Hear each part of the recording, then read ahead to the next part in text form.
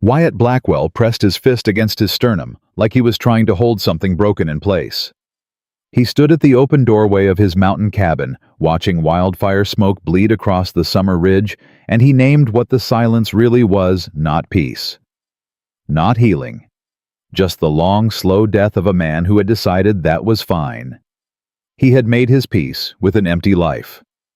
Then the scream came tearing through the tree line, and every decision he'd made for 3 years stopped meaning anything. If this story moves something in you, please subscribe to our channel and follow along until the very last word. And drop a comment. Tell us what city you're watching from. I want to see just how far this story has traveled. Wyatt had not spoken aloud in 11 days. He knew the exact count because he kept a tin cup on the windowsill, and every morning he dropped a small river stone into it. It was a habit he'd developed in the second year after Clara died, when he realized that silence, if left unnamed, had a way of becoming permanent without a man even noticing. The cup had 11 stones in it. 11 days since he'd ridden down to Brecken's trading post, bought flour and jerky, exchanged 4 words with old Earl Brecken, much obliged, see you, and driven his horse back up the mountain without looking back. He was not a hermit, he told himself. He was just a man who had run out of things to say. It was past noon when he heard it. He was at the workbench along the east wall, drawing a blade along a piece of pine, shaping it into a horse the way he used to when Clara was alive, and asked him to carve her things. He'd stopped after she passed, but 2 winters ago he'd started again without knowing why. The cabin had shelves of them now: horses, elk, a coyote, a woman with her arms stretched wide. He never looked at that last one directly. The sound came first as something wrong in the air. A horse screaming. Then wood splintering. Then a sound Wyatt knew from his years before the mountains, the particular percussion of a heavy vehicle losing a wheel at speed, the crack and tumble of something large going end over end. He was at the door before the echo finished. The ridge road cut through a narrow pass about 300 yards from the cabin, a bad stretch of trail that dropped sharply to the left before it leveled out along the creek bank. He'd warned Earl Brecken a dozen times that the summer heat cracked the clay on that embankment. Nobody fixed it. Nobody ever fixed anything until someone died. He grabbed his rifle out of reflex and stepped outside into the thick July heat. The smoke he'd been watching all morning was closer now, riding the northwest wind down from the burning hills. But below the ridge through the pines, he could already see the dust cloud from the wreck, brown and churning, and he could hear underneath the settling silence a sound that locked something up behind his ribs. A woman. Crying. Wyatt stood still for 3 full seconds. He had no reason to move toward it. He wasn't a lawman anymore. He wasn't a rescuer. He was a man who had cut his life down to its smallest possible shape so that nothing else could be taken from him. And he had been very careful and very deliberate about that decision. He walked toward the sound anyway, because some things were older and deeper than decisions. The stagecoach had gone over hard. One of the front wheels had sheared clean off where the axle snapped, and the coach had rolled twice before catching against a stand of young pines that bent but held. The horses were tangled in the traces, one down, breathing ragged, the other standing and trembling with a gash along its flank. The driver was slumped sideways on the box unconscious, or worse, a dark stain spreading through his gray shirt. And there, halfway through the broken coach door that now faced the sky, was a woman. She was fighting to get out, one arm braced against the doorframe, her face a mask of blood and dust and furious concentration. Her dress, once fine, now ruined cream-colored cotton gone brown with road dirt and streaked red at the shoulder, was tangled around the door hinge. She was stuck, and she was not waiting for anyone to help her. "Ma'am," Wyatt said. She startled so hard she nearly fell backward into the coach. "Don't," she started, one hand shooting up toward him. "I ain't gonna hurt you." He held the rifle down along his leg barrel toward the ground. "I live up that ridge. Heard the crash." She stared at him. Her eyes were dark brown or green, he couldn't tell in the dust, and they were doing a rapid, intelligent assessment of him that most people didn't manage when they weren't bleeding and pinned in a wrecked stagecoach. "The driver," she said. "Check the driver first." Wyatt glanced up at the box. The man hadn't moved. "Can you breathe anything broken?" "I don't know." The driver, Ma'am. His voice was flat, not unkind. I can only reach one of you right now. Can you breathe or not? A beat. Then, yes. Then sit still. He climbed the side of the tilted coach and got a hand under the driver's collar. The man was alive, pulse steady, a bad gash across his forehead, but his chest rising and falling with regularity. Knocked out cold. Wyatt eased him back against the box so he wouldn't roll and turned back to the woman. He's breathing, he said. I'm going to get you out now. That dress is caught, I'm going to cut it. You understand? Yes, just... Her voice fractured for one word, then steadied. Do it. He used the knife at his belt. She didn't flinch from the blade, which told him something about what kind of woman she was. He freed the fabric with 2 clean cuts and got a hand under her arm. She sucked in a sharp breath when he pulled. Your shoulder, he said. It's fine. It is not fine. He could see the angle of it, not broken, but separated maybe. The way she held it said pain she was refusing to own out loud. He got her clear of the doorframe and set her on her feet in the dirt, and she stood, which surprised him. Most people sat down. She stood, one hand gripping his forearm for balance, the other arm held carefully against her side, and she looked back at the wrecked coach with the expression of someone making a list. There's a trunk, she said. We'll come back for it. There are documents in that trunk that I cannot leave. We'll come back for it. He said again, the same even tone. That hill's gonna give more before it gives less, and you're bleeding from your head. Walk now, argue later. She turned and looked at him directly then. The blood on her face was drying at the temple, a long thin cut above her right eye. Her jaw was set.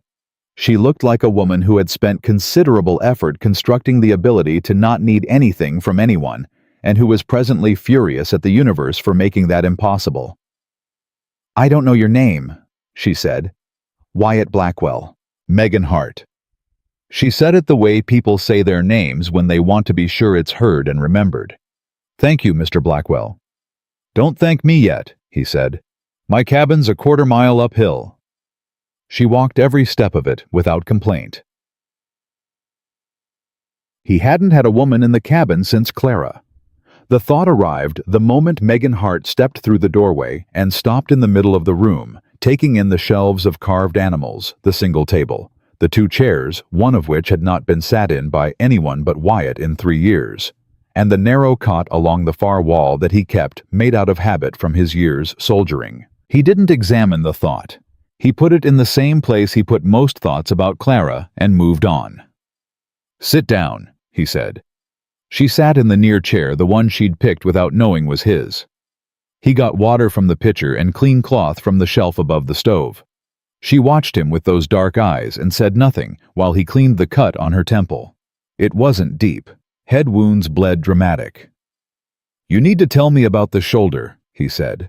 It's been worse. He stopped and looked at her. That ain't what I asked. A long pause. Separated, I think. It's happened before. She said the last part in a way that closed the subject so hard he could almost hear the latch. He got a length of cloth and bound the shoulder properly, immobilized pressure against the joint. She stared at the wall above his head the whole time and did not make a sound.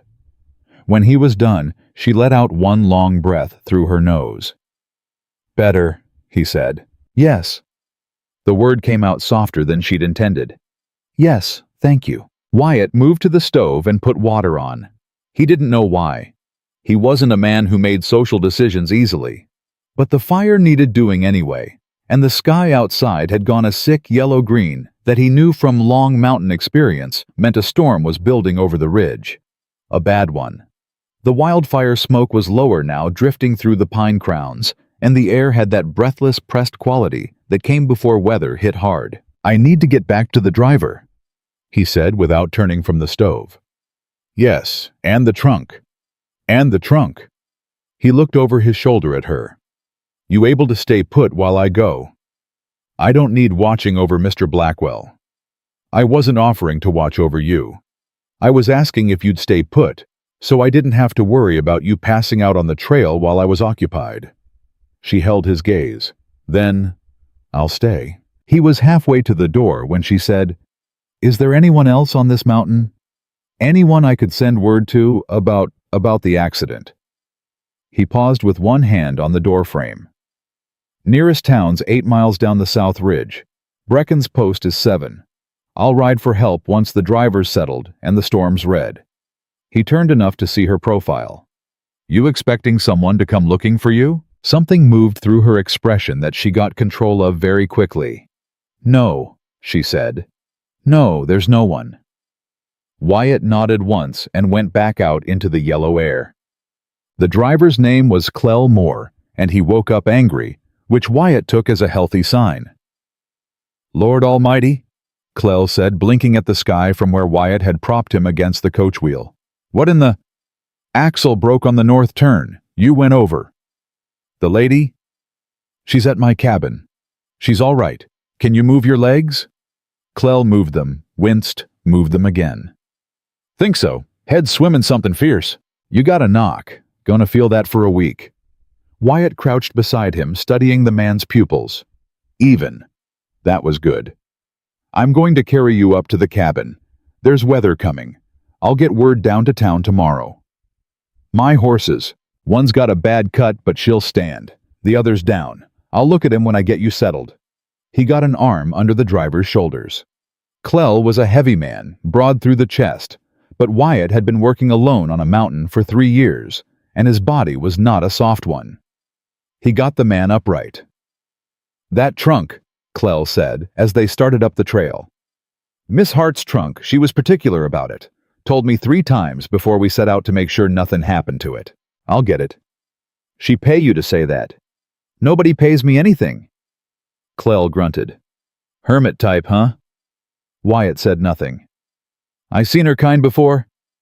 Clell said, his voice rattling with the effort of walking. "The kind that's running from something and won't say so. Booked passage last minute in Laramie, paid cash, didn't give a forwarding name for her destination. Just said north, that's all. Just north." Wyatt filed that away without responding. "You married?" Clell asked. "No, didn't think so." A pause. "Cabin looked like a man who used to be, though." Wyatt pulled the man's weight a little more firmly onto his shoulder and didn't answer that. He got the trunk after he got Clell settled on the cot with a blanket and a cup of water. The driver was already half asleep before Wyatt made it back to the door, the kind of sleep that was part rest and part the body's way of managing damage. Megan was standing when he came back in with the trunk. She'd been standing at the window watching the sky, and she turned quickly, the reflex of a person who'd spent time not wanting to be caught with their back to the room. When she saw the trunk, something in her face broke open for one single second, pure relief, before she locked it back down. "Thank you," she said. "I know it was heavy." It was. He set it on the floor near the table. The lock was intact. "You got a key for that."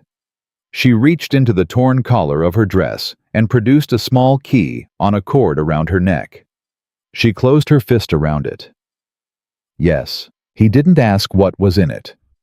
It wasn't his business, and he already knew enough. She was running. She paid cash. She traveled north with no destination, and she had documents she'd rather bleed for than abandon. Whatever was in that trunk was either her escape or her proof. Maybe both. Outside, the sky had gone from yellow to a deep bruised green, and the first tongue of lightning licked the ridgeline to the north. "That storm," Megan said, still looking out the window. "How bad, Bay? Bad. Will it keep you from riding to town?" "Yep." She nodded slowly. He watched her absorb this, the two of them. A hurt driver, a broken stagecoach, a mountain locked down by summer storm. Watched her decide without drama that it was simply a problem, and problems got handled. "What do you need me to do?" she asked. Wyatt stopped. In 3 years, nobody had asked him that. "There's firewood stacked on the south side of the cabin," he said after a pause. "If you can manage with one arm, bring as much in as you can carry. We'll need to keep the stove running through the night." "I can manage." "Your shoulder, Mr. Blackwell." Her voice was quiet but clear as creek water. I have been managing a great deal with considerably more damage than a bad shoulder. Please don't treat me like I'm made of something breakable." He looked at her for a long moment. "All right, Miss Hart." "Megan." She moved toward the door. "You saved my life today. You can use my name." He didn't answer right away. She was already at the door, one-armed and steady, and the first fat drops of rain were beginning to fall outside, big and warm, smelling of pine and lightning. "Megan," he said because she'd asked him to. She didn't turn around, but something in her spine changed, just slightly, just for a breath, before she walked out into the beginning of the storm. So, by the time dark came down hard over the mountain, the rain was a solid wall of sound against the roof, and the lightning was walking the ridgeline like something alive.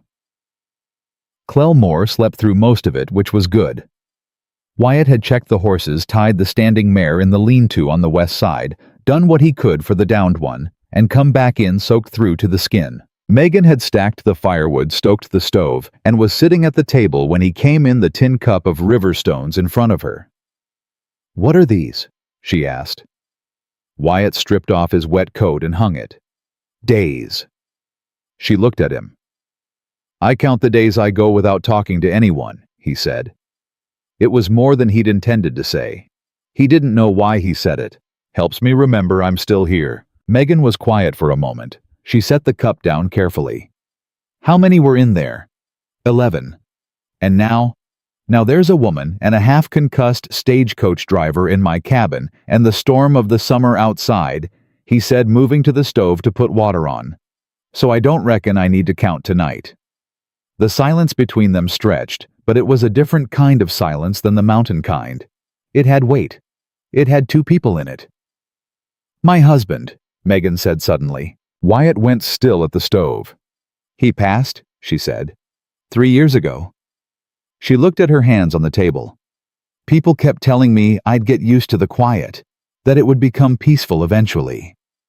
Her voice was even, controlled, like a woman who had learned to speak about pain the way you handle a blade carefully with respect for what it could do. It never did. Wyatt turned from the stove. The firelight caught the side of her face, the dried blood at her temple, the careful set of her jaw. "No," he said. "It doesn't." She looked up at him then, and for the first time since the wreck, she looked like exactly what she was. A woman who had been surviving alone for too long, sitting across a small cabin, from a man who understood that particular kind of exhaustion better than almost anyone alive. Lightning hit the ridge outside so hard, the cabin walls shook. Neither of them moved. "You were a gunslinger," she said. "Before." It wasn't a question. He'd known she'd figure it. The holster, the way he moved the rifle, pulled without hesitation at a mountain sound. "Yes," he said. "What made you stop?" He was quiet for a long time, long enough that she started to nod, understanding he wouldn't answer. "Her name was Clara," he said. Megan went very still. "She asked me to come home," he said. "Said the killing life would hollow me out and leave nothing worth having." He looked at the shelf where the carved woman with her arms wide stood in the shadows. "She was right. I came home. We had 2 good years up here." His voice didn't break because he'd done that work years ago alone in the dark. "Then she got the fever, and there wasn't a doctor close enough, and I wasn't fast enough, and—" He stopped. "So now I count the days." The rain came down. Megan Hart reached across the table and set her hand over the tin cup of stones, and she didn't say anything at all, which was the right thing, the only right thing, and somehow that steadied something in Wyatt Blackwell that had been tilted wrong for a very long time. Outside, the Montana mountain shook with summer thunder, and inside the small fire-lit cabin, 2 ruined people sat in the same silence for the first time, and it was almost bearable. Wyatt did not sleep. He sat in the chair by the stove with his rifle across his knees and listened to the storm work itself into a fury over the mountain. And he thought about the fact that he had told a woman he did not know the name of his dead wife. He turned that over for a long time, the way you turn a stone over to see what lives underneath it, half expecting something ugly and half hoping for something else. Nothing felt wrong about it. That was the part that unsettled him. Megan Hart had fallen asleep in the other chair near midnight, her bound arm held against her chest, her head tipped at an angle that was going to leave her stiff in the morning. He'd watched her fight the sleep for a long time, eyes going heavy, then snapping open, then going heavy again, the way a person sleeps when they aren't used to trusting the room they're in. He understood that perfectly. He'd slept that way for the better part of a year after Clara passed. At some point after 2 in the morning, the rain softened. Not stopped, just pulled back from a roar to a steady drum, the way a fire settles from blaze to burn. Clearwater was snoring on the cot. The stove ticked warm, and Wyatt sat in his chair with his rifle and his quiet, and thought about a woman who counted nothing but roads going north. He was still sitting there when Megan woke up. She came awake the same way she did everything quickly, without fumbling. Her eyes opened, and she was already reading the room before she'd drawn her second breath. She found him across the fire, noted the rifle, noted his stillness, and said nothing for a moment. "You didn't sleep," she said. "I don't much." She straightened in the chair and winced when her shoulder reminded her of itself. "How long till dawn?" "Couple hours," she nodded. Then she stood up slow and careful and moved to the stove without asking permission. She found the coffee tin on the shelf above it, found the pot, filled it from the water bucket, one-armed and efficient, working around the bound shoulder like she'd been doing it for years. Wyatt watched her and didn't offer to help because she hadn't asked, and he was starting to understand that unsolicited help was something Megan Hart experienced as an insult. "How's the driver?" she asked. "Sleeping, that's good." "Is it? For a head knock, sleeping through the night is good. Means the brain ain't swelling too bad." He paused. "I've seen men take a knock like that and not wake up for 3 days. He'll have a headache for a week, but he'll be all right." She set the pot on the stove and turned to face him. The firelight caught the dried cut above her eye, the slight swelling at her cheekbone. "You've seen a lot of bad things," she said. Not an accusation. More like a statement of geography. "Yes, ma'am." "Stop calling me that." "Megan." She pulled the second chair closer to the stove and sat back down, facing him now instead of the wall. It was a different kind of sitting, deliberate, like she'd made a decision somewhere between sleep and the coffee tin. "Tell me about this mountain," she said. "How long have you been up here?" 3 years, give or take. "And before that?" "Gun work." He let the silence after those 2 words do what it needed to. "Hired out. I was good at it. Did you ever—" She stopped, reconsidered. "Never mind. Go ahead." Her eyes were steady on him. "Did you ever kill someone who didn't deserve it?" The question sat in the space between them like a live coal. Most people didn't ask that. Most people who knew what he used to be either looked away from it entirely or romanticized it into something it wasn't. Megan Hart had looked directly at it, and she was waiting. "Yes," he said.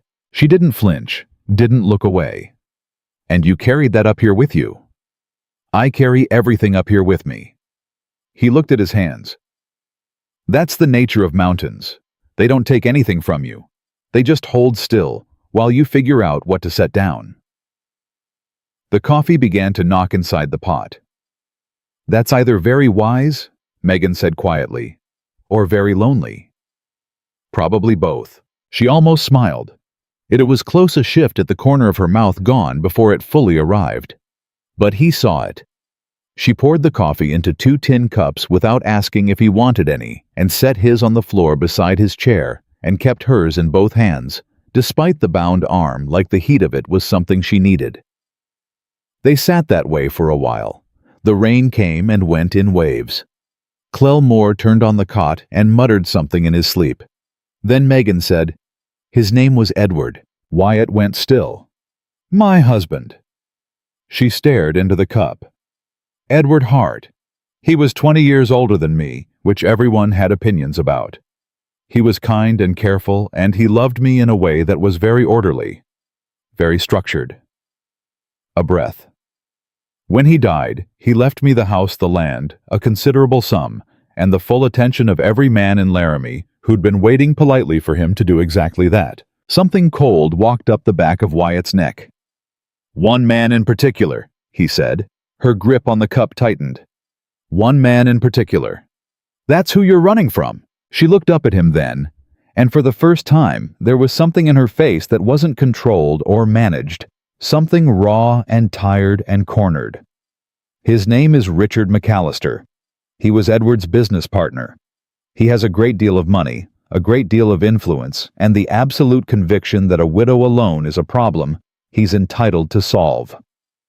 He proposed. Twice. Then he stopped proposing and started pressuring, through the courts, through the land titles.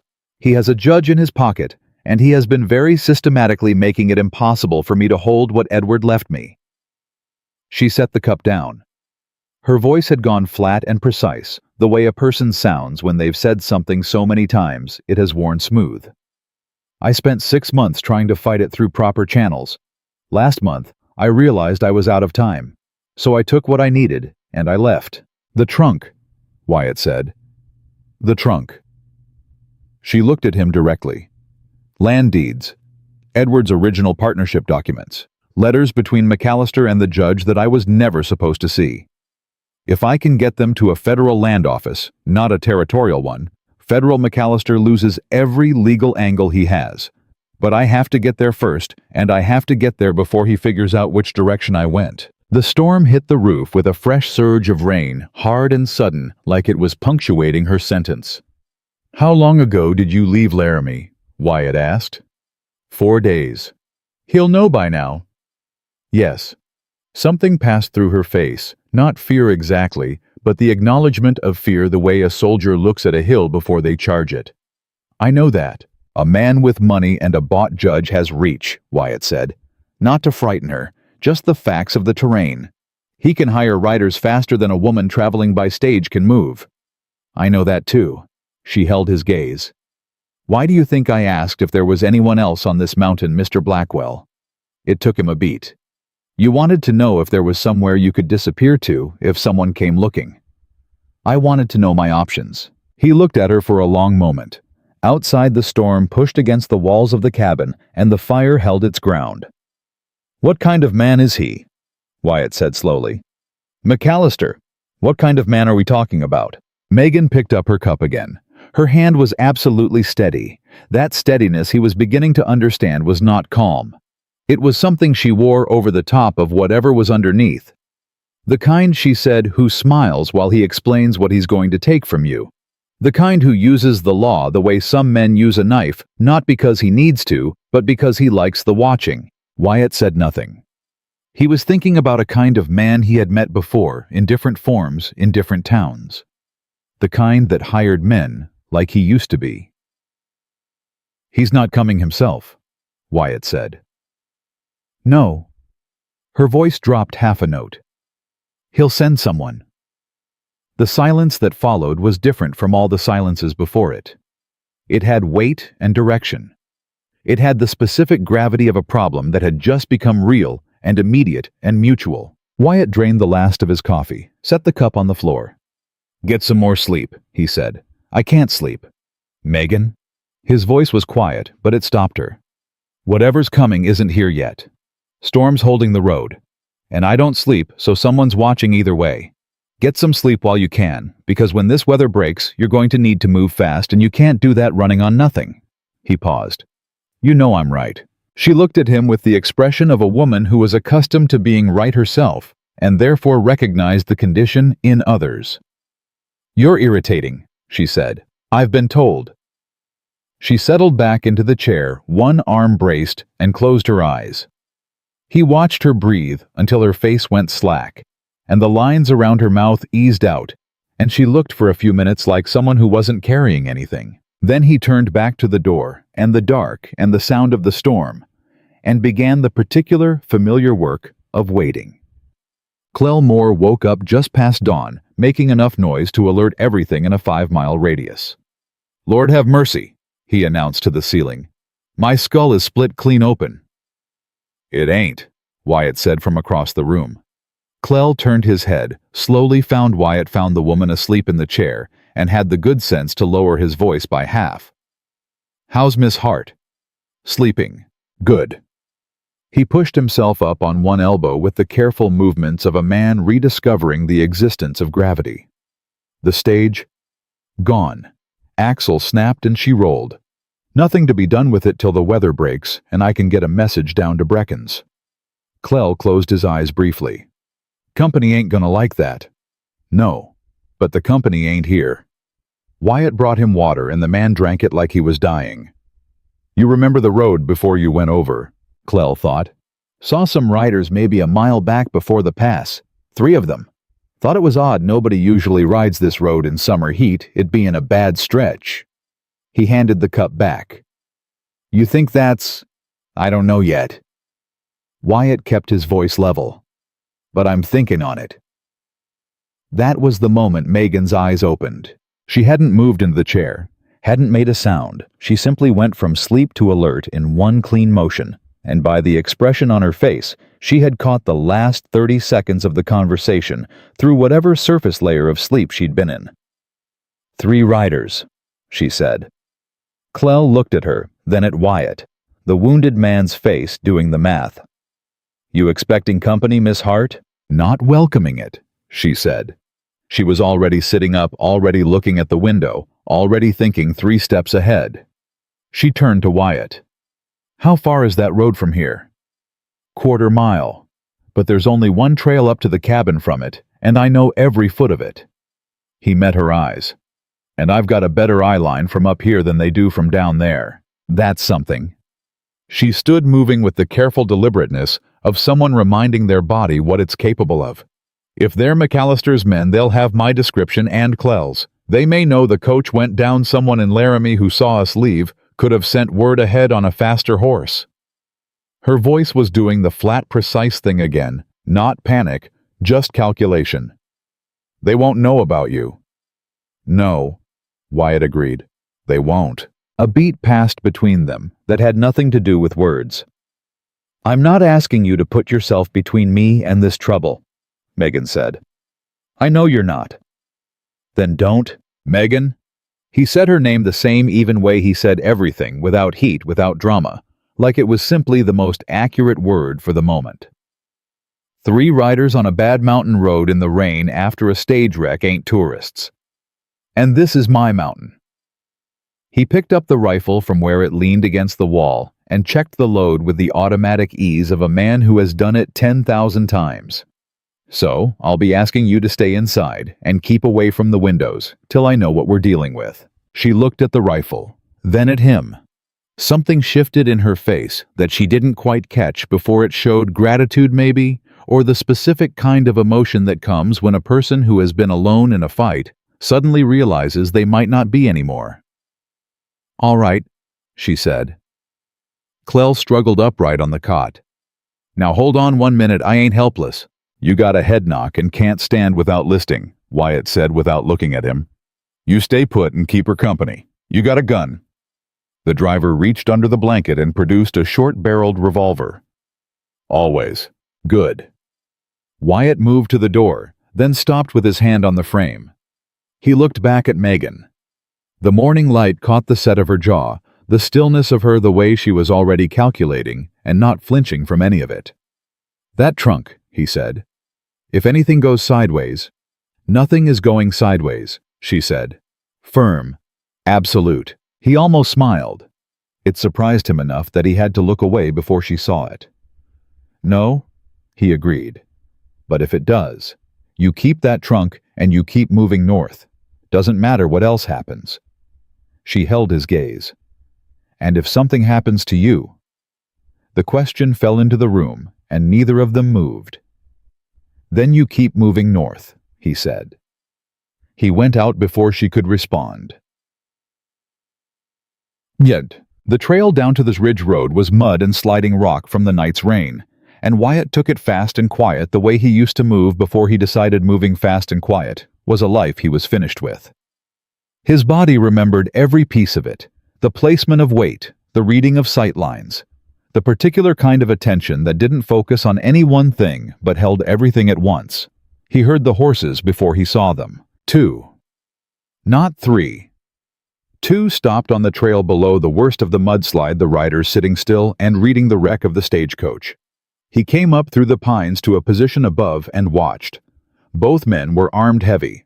Saddle rifles, sidearms, the kind of gear that cost money. Their horses were good, not trail horses, not working stock. Money horses. Somebody who paid well had outfitted these two. One of them dropped from the saddle and crouched beside the coach wreck examining the ground. The other stayed up and let his eyes move through the tree line above with the practiced sweep of a man paid to find things. His eyes passed over Wyatt's position and kept moving. Wyatt stayed stone still and breathed through his nose and waited. "She made it out," the man on the ground said. "Blood here, but not enough. She walked." He stood. "Tracks go up." The mounted man looked at the ridge above them, toward the cabin. "How many sets?" A pause. "2, maybe 3. "Someone helped her." "Looks that way." The mounted man was quiet for a moment. Then, "Mr. McAllister said bring her quiet if we can, loud if we can't." He gathered his reins. "We go up." Wyatt had heard everything he needed. He pulled back through the pines without a sound and started back up the mountain at a pace that would have surprised anyone who thought 3 years of solitude had made him soft. 2 men, well armed, coming up the only trail, and a third unaccounted for somewhere between the road and whatever was above it. He was back at the cabin in 6 minutes. Megan read his face the moment he came through the door. "How many?" she said. "2 that I saw. Possibly a third I haven't located yet." Clell sat up straighter on the cot. "Hired guns. Armed like it." Wyatt moved to the window and checked the angle. "They're maybe 10 minutes behind me. They know someone helped her, and they know the tracks go up." "Then they know about this cabin," Megan said. "They'll find it regardless. This is the only structure on this stretch of the mountain." He turned from the window. His eyes went to the trunk on the floor, then to her. "I need you to listen to me carefully." She lifted her chin. "I'm listening." "There are 2 ways this goes. First way, I go back down the trail and I meet them before they reach the cabin. Tell them I found a wrecked stage, helped a woman to shelter, she's resting. No trouble, move along." He paused. "That works if they're men who can be reasoned with." "And the second way?" He looked at her steadily. "If they're not." Megan was quiet for 3 full seconds. Then she crossed the room to the trunk, knelt in front of it, and worked the key on its cord. The lock opened. She reached inside and came out with something Wyatt had not expected, a small 2-shot Derringer pearl-handled, loaded, the kind that fit inside a woman's palm, with room to spare. She stood up and met his eyes with an expression that said she had never for a single moment been waiting to be rescued. "Then let's make sure," she said evenly, "that they understand this mountain belongs to someone." Wyatt looked at her. The Derringer, the set of her shoulders, the way she stood like the storm had already come, and she was still standing. Something shifted in his chest, quiet and fundamental, the way a fault line shifts before anyone feels the ground move. He turned back to the door.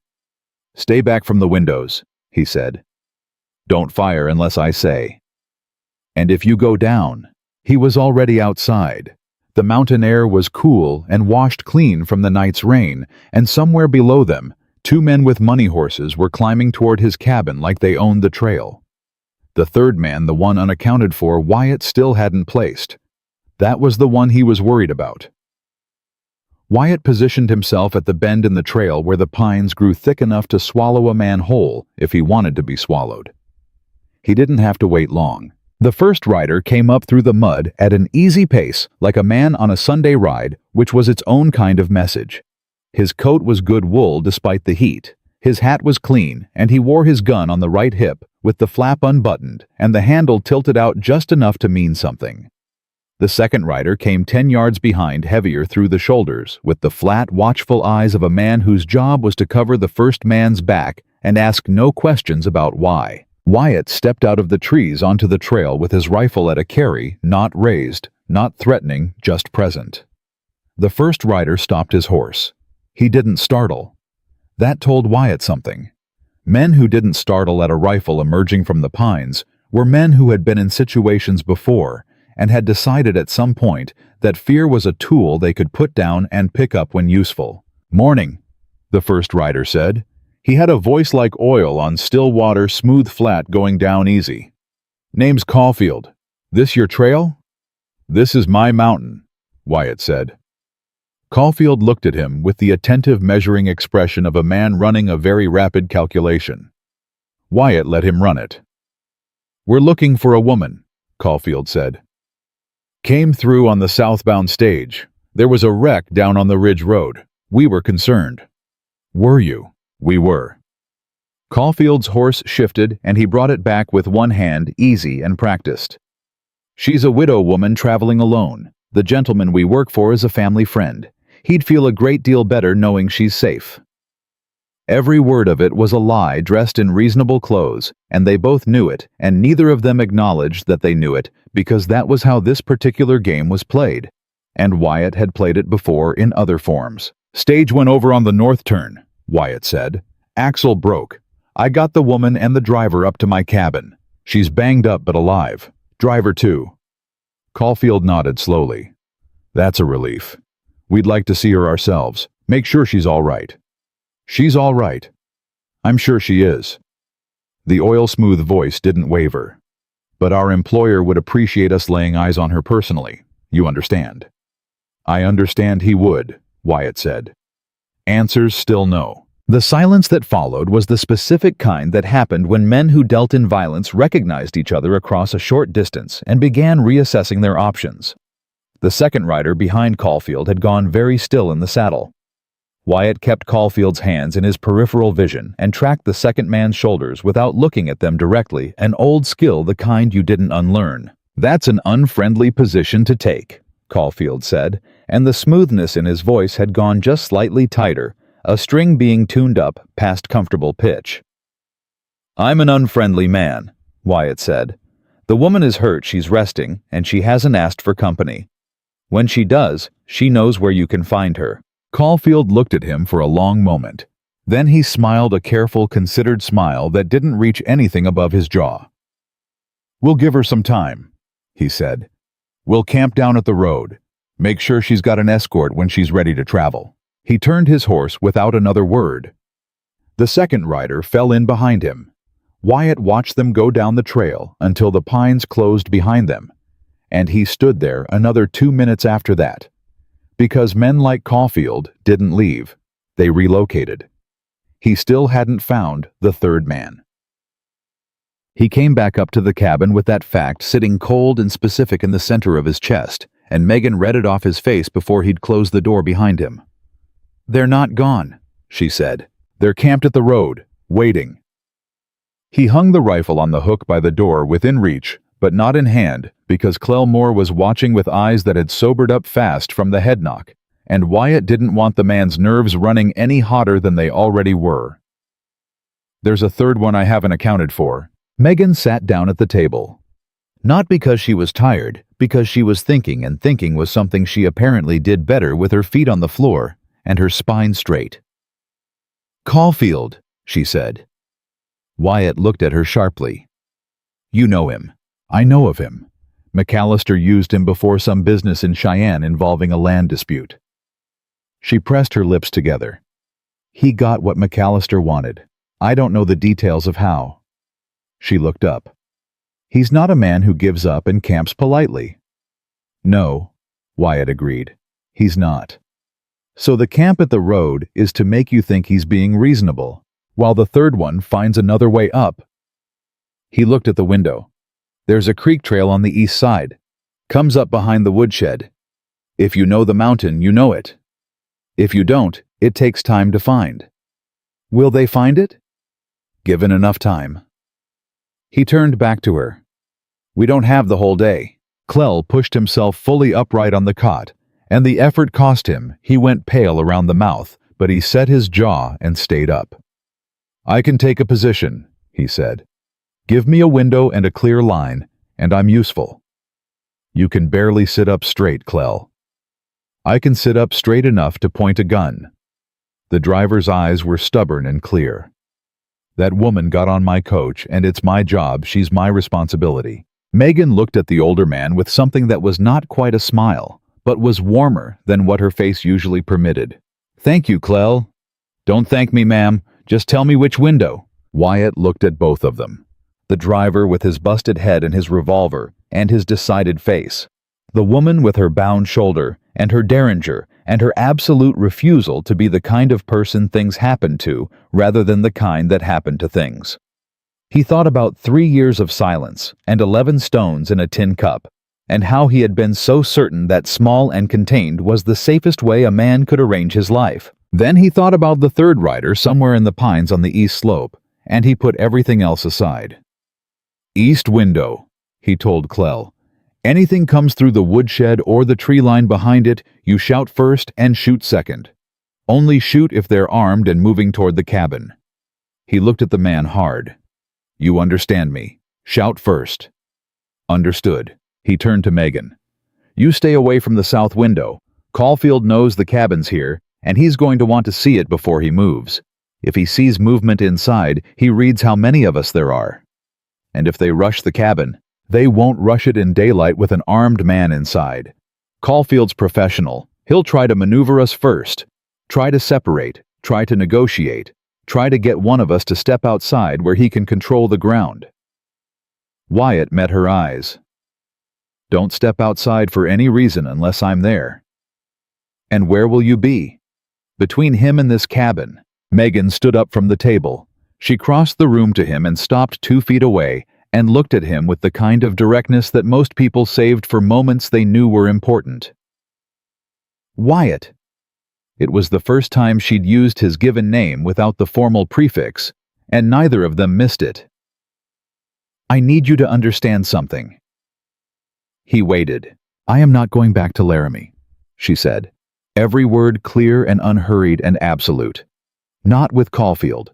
Not with anyone McAllister sends. Not ever. Her voice didn't shake. Her eyes didn't waver. Whatever happens today, that doesn't change. I know, he said. I'm not asking you to fight my Megan. He said it the same way he'd said it before, quiet final, closing the argument before it could build. I know you're not asking. I'm telling you that it doesn't matter. He held her gaze. This is my mountain. Nobody tells me who stays on it. She looked at him for a long moment. Whatever she was looking for, she found it because something in her face settled, not relaxed, but settled the way a person looks when they decide to trust the ground they're standing on. All right, she said. He went back to the door. Then Clell Moore, from his post by the east window, said in a low, urgent voice, Wyatt, got something moving in the tree line, east side, close. Every other thing stopped. The man who came out of the tree line behind the woodshed was not what Wyatt had expected, which meant Caulfield was smarter than the smooth voice and clean coat had suggested. He was young, mid-20s, at most raw-boned and fast-moving, and he'd come up the creek trail without a horse, which meant he'd been on foot since before dawn, which meant Caulfield had sent him ahead in the dark to find the east approach and wait. He wasn't trying to get into the cabin yet. He'd positioned himself between the cabin and the tree line at Wyatt's back, a blocking position, a cutoff, and he stood there in the open, with his hand on his gun and his eyes on the cabin door, waiting for Caulfield to make noise from the south while the young one controlled the east exit. It was a clean play. Two-pronged professional, the kind of maneuver that worked on people who hadn't spent years thinking about angles and ground. Wyatt came out the north side of the cabin, the one side neither of them had positioned on, and walked around to where the young rider could see him before the young rider heard him, which was the important part. The young man spun. Easy, Wyatt said. His rifle was at a carry. He stopped 15 feet out and stood easy and spoke plain. You're Caulfield's third. I figured there was one. Good position. He said it without sarcasm because it was true, and young men who'd done good tactical work recognized when it was acknowledged honestly. But you're cut off from your horse, and your partners don't know I'm back here, and if this goes loud, the man in that cabin's going to put a round through the east window before anyone gets a look at what's happening. He paused. So let's talk. The young man's hand hadn't cleared his gun. He was reading the situation fast. Wyatt could see him doing it, and he was smart enough to be scared, but proud enough not to show it cleanly. "Mr. Caulfield said the woman comes with us," he said. His voice was trying to be steady and mostly making it. "Mr. Caulfield's been told by the woman herself she's not going anywhere," Wyatt said. "And Mr. Caulfield's employer doesn't have a legal instrument that compels her. What he has is pressure and money, and men willing to use them, which is different from the law, even if it looks similar from a distance." He watched the young man's face. "You know the difference. Otherwise, you'd have ridden up to this cabin in the open and knocked." Something shifted behind the young man's eyes. "How old are you?" Wyatt asked. "A beat." 22. "First time doing work like this?" The young man's jaw tightened. "I've worked for Mr. Caulfield before." "That ain't what I asked." A longer beat. Quieter. "First time involving a woman." Wyatt nodded once. "I'm going to tell you something, and I need you to hear it straight. That woman in my cabin is running from a man who stole what her husband left her through a bought judge and a crooked legal process. She has the documents that prove it, and she's trying to get them to someone who can do something about it. That's the whole story." He watched the young man's face. "You ride down and tell Caulfield she wasn't at the cabin. You lost the trail on the creek approach. He'll be irritated, but he won't call you a liar because he can't prove it. And you walk away from this with your hands clean." The young rider stared at him. "Or," Wyatt said quietly, "you can do what Caulfield sent you up here to do. And then we find out which of us is faster, and one of us doesn't walk away, and that's the rest of your life decided right here on a muddy mountain in July." He let it sit. "Your call." The young man's hand came away from his gun. He stepped back once, twice, then turned toward the creek trail and went down it without another word. Wyatt watched him until the pines took him, then turned and looked at the south side of the cabin.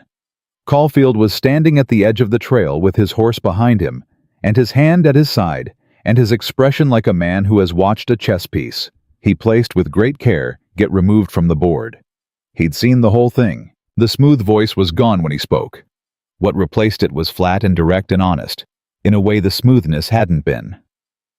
"That was well done," he said. "Step back down the trail," Wyatt said. "You understand this isn't finished," Caulfield said. Not a threat, a statement of fact delivered with the professional's dispassion. "Mr. McAllister has more resources than one approach on one mountain. I expect he does. This delays things. It doesn't change them. Maybe." Wyatt met his eyes across the distance. "But she'll be gone from this mountain before your next riders get here. And where she's going, McAllister's bought judge doesn't reach." He kept his voice even. "And you know that if you're any good at reading a situation, which I believe you are." Caulfield studied him for a long moment. The second rider sat his horse behind and slightly to the left and kept his hands where they were. Caulfield looked at the cabin, then back at Wyatt. Something moved through his face. Calculation reassessment, a professional acknowledging variables he hadn't planned for. "Who are you?" Caulfield said. It wasn't rhetorical. He genuinely wanted to know. "Nobody," Wyatt said. "Not anymore." Caulfield looked at him for 3 more seconds. Then he turned, gathered his reins, and began walking his horse back down the trail. The second rider went with him. Wyatt stood on the mountain and watched them go, and he did not breathe easy until the sound of horses completely disappeared below the ridge. Then he went back inside. Megan was standing in the middle of the cabin with the derringer in her hand, and her eyes going over him head to foot in a single sweep the moment the door opened, checking for damage, checking for blood, doing the inventory that people did when they'd been waiting and were afraid to find out what they were waiting on. "They're gone," he said. The breath she let out was slow and controlled. She put the derringer on the table and sat down. Clearwater said something from the east window that involved the Lord's name in a context that Wyatt chose not to examine. "The third one," she asked. "Sent him back down." He moved to the stove and put more water on because he needed something to do with his hands. Caulfield saw. He'll know the young one didn't find you. Then Caulfield knows you convinced him to turn back. Yes. She was quiet for a moment. That could have gone a different way. It could have. You chose the harder path on purpose. She wasn't asking. The easier path had more blood in it. He looked at the stove. I've taken enough blood off mountains. Don't need any more on this one. Megan was quiet. Then, but Caulfield was right, wasn't he? It's not over. Wyatt turned to face her. No, he said. It's not over. He'll ride back to McAllister, and McAllister will send more men with better instructions. He held her gaze. Which means you can't stay on this mountain. She'd already known it. He could see that. She'd been sitting with it the whole time she'd been waiting with the derringer and the steady hands. How long do I have? How long do I? Caulfield's a full day's ride to the nearest telegraph, then McAllister gets the message, then he arranges the next move. Best case, 3 days before someone's back on this road. He paused. Worst case, Caulfield has a pre-arranged signal, and someone's already riding. So I have today. Maybe tomorrow morning. Yes. She nodded. The decision was already made. He could see that too. The trunk locked the key on its cord, the path forward already mapped in her head. The storm had broken. The road was passable. She had documents, and a direction, and a will that would outlast anything McAllister sent. What she didn't have was a way down a mountain with a separated shoulder and no horse of her own through territory that now had at least 3 men who knew her face. She looked at him. He could see the moment she decided not to ask, the moment she calculated what asking would cost, and decided it was too much to put on a man who'd already done more than she'd had any right to expect. I'll ride with you, he said. Her lips parted. Not to hold your hand, he said before she could speak. Because the road between this mountain and the federal land office is 3 days, and I know every mile of it, and Caulfield doesn't know my face. And because... He stopped. The reason was more than tactical, and they both knew it, but he wasn't sure he had the words for the rest of it yet. Because you asked me what I needed help with when you'd been awake 30 seconds after a stagecoach wreck. And nobody's asked me that in 3 years. Megan looked at him for a long moment. That trunk weighs 40 pounds, she said. I know. I carried it up the hill. I'm not easy company. Neither am I. Something moved across her face, not the almost smile from before, something fuller and more complicated. Something that had weight and color and a history behind it that he didn't know yet, and found to his own surprise that he wanted to. Wyatt, she said quietly. Yeah, I'm going to say thank you, and I need you to just let me say it. He was quiet. Thank you. She held his gaze and said it the way people said things they meant all the way through, without qualification, without the armor of irony or deflection. For all of it. For coming down that ridge. For the coffee in the dark. For sending that boy home with his hands clean. Her voice was steady, but something in it was not something underneath the steadiness that was real and unguarded and rare. Thank you. Wyatt looked at her. The fire in the stove. The tin cup on the table with its 11 stones. The carved woman on the shelf with her arms stretched wide. You're welcome, he said, and meant it down to the bone. From the cot, Clell Moore cleared his throat. If you two are done being decent to each other, he said, somebody might want to tell me how I'm getting off this mountain, because I ain't riding double, and I got 2 horses and one of them is currently lame. Megan looked at Wyatt. Wyatt looked at the door. The sun was moving and the trail was drying, and somewhere below the ridge, Caulfield was riding south with the specific efficiency of a professional who had lost a round and intended to correct that at his earliest convenience. And in a locked trunk on the floor of a mountain cabin, a woman's entire future sat in paper and ink and waited to see if she could outrun the man who wanted to take it. 3 days of hard road. 1 hurt shoulder. 1 borrowed horse. And a man who hadn't left this mountain in 3 years, looking at the trail down like he was remembering what it meant to have somewhere to go. The third man, the young one, had gone down the creek trail and not looked back. But Wyatt had been in enough of these situations to know that the man you sent away clean was rarely the last problem. He was usually the first. And whatever Caulfield reported to Richard McAllister tonight would determine how fast and how hard the next problem came. They left the mountain 2 hours after noon. Wyatt had packed light the way he always packed enough, not more. Clell Moore had argued himself into a saddle with the help of the cabin wall and his own stubbornness, and sat his horse with the grim dignity of a man who intended to die upright if it came to that. The lame mare could carry him at a walk if they kept the pace easy. Megan rode Wyatt's horse, a big gray quarter horse named Nothing, because Wyatt had never named him, a fact that Megan had registered without comment when he told her. She'd looked at the horse, then at Wyatt. Then she'd said, "I'm going to call him August," and put her foot in the stirrup before he could respond. He'd walked beside her anyway, leading by a rope the lame mare with Clell aboard, and told himself it was because of the trail conditions, and not because he was unwilling to be farther from her than a step. They made Brecken's Post before dark. Earl Brecken was a man who had seen enough of the world to stop being surprised by what came through his door, but even he had paused at the sight of the three of them. Megan with her bound arm and the dried blood still faint at her temple, Clell gray under the skin and listing in the saddle, and Wyatt leading them both with his rifle across his back, and the expression of a man who had recently decided something and had not yet decided how he felt about having decided it. "Stage wreck on the North Pass," Wyatt told him before Brecken could ask. "I need a fresh horse for the driver, and I need you to not mention we came through." Brecken looked at Megan. Then the trunk roped to the back of August's saddle, then back at Wyatt. "That the kind of not mentioning that's expensive," he said, "or the kind a man does just because he's decent?" "The second kind," Wyatt said. "Because you are." Brecken grunted. He turned to Megan. "You need a doctor, miss." "I need a horse and a road," she said. Brecken looked at her for a long moment with the expression of a man who recognized a woman who'd already had this argument with herself and lost.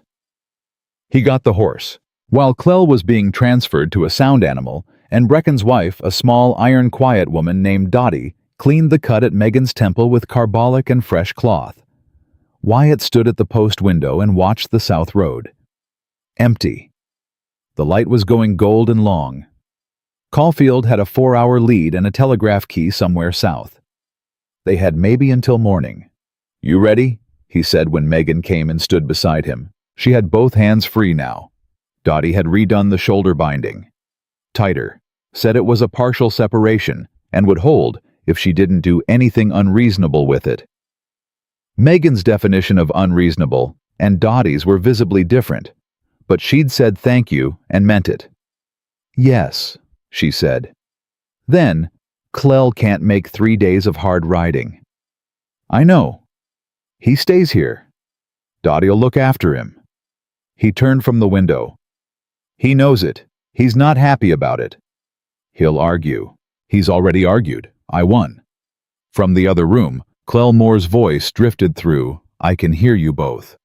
Megan put her hand over her mouth briefly. That almost smile again, closer to real than it had been before. "Clell," she called back. "You're staying." A pause. Then, with immense dignity, "Yes, ma'am." Dottie appeared in the doorway with her arms crossed, looking at Megan with the assessing expression of a woman who made up her mind fast and held it hard. "You watch yourself on that road," she said.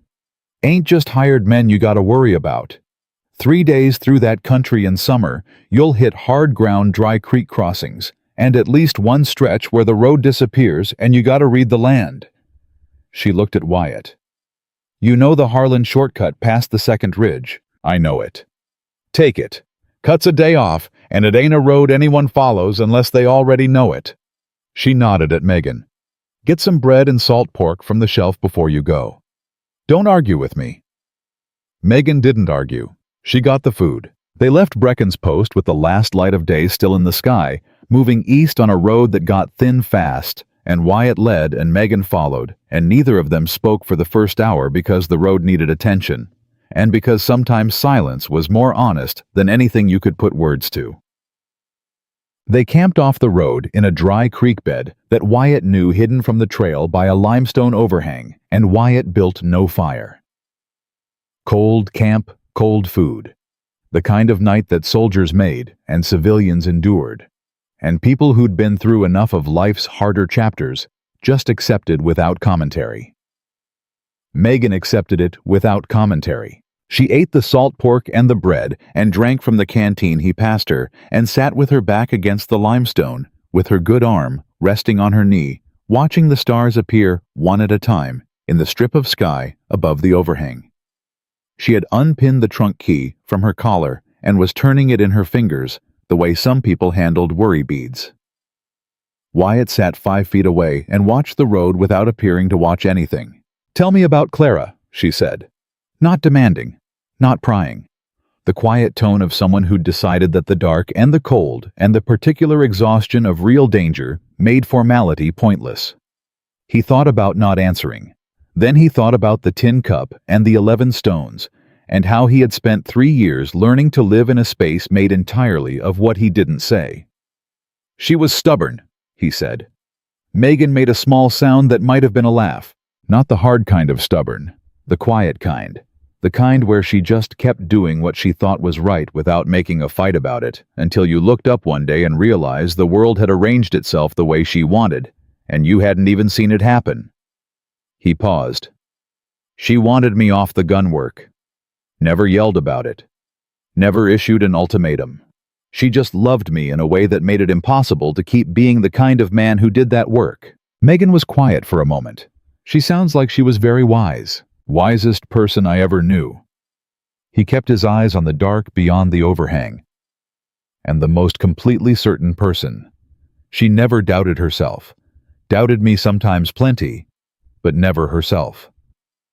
Something shifted in his voice the way a fire shifts when you add wood the same fire more of it. "The day she died, I wasn't there. I'd ridden down to trade, and when I came back up the fever had gone too fast. She was unconscious. She never woke up." The silence after that was the kind that had weight and texture, the kind you didn't try to fill. "I am sorry," Megan said. 2 words, no decoration, the real thing. "Thank you." 2 words back, same weight. "Your turn." She looked at him sideways. "My turn for what?" "You said Edward was kind and careful.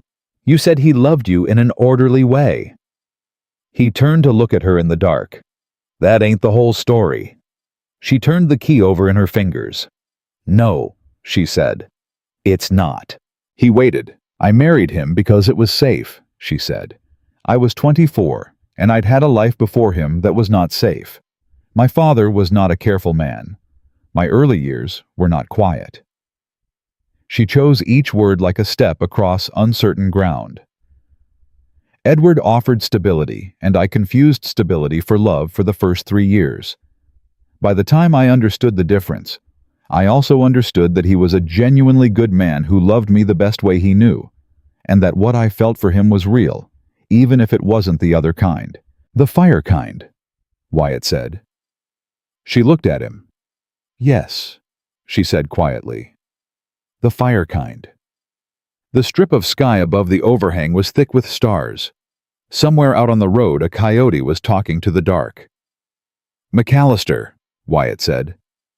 "Was it ever?" "No." Flat and immediate. "Not for a day. Not for a breath." Her voice had an edge in it that he hadn't heard before, something harder than the controlled precision she usually deployed.